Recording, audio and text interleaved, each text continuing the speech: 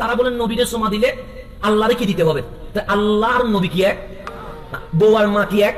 এখন আপনি বিয়ে করলেন, আপনার ছোট ছোট শালক মানে শালা শালিকা আছে, তা আপনি বিয়ের পরে নতুন করে বেড়াতে গেলেন, ছোট্ট মানে নাবালেক 4 বছর 5 বছরের শালা যখন দৌড়ছে, আপনি তাকে ধরলেন, ধরে দুটো চুমু দিলেন, ঘরের ভেতর থেকে পর্দার অন্তরালে শাশুড়ি দেখলো ওনার ছোট্ট ছেলেটাকে আপনি চুমু দিলেন, খুশি হবে না বেজার হবে?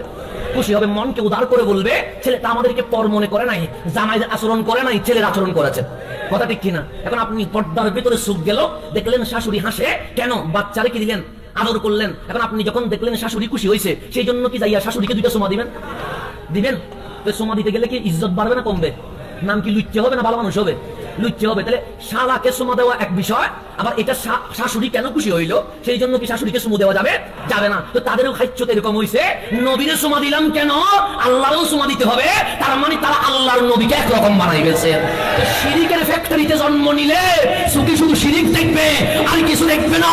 প্রেমের ফ্যাক্টরিতে জন্ম নিলে প্রেম ছাড়া আর কিছু দেখবে না।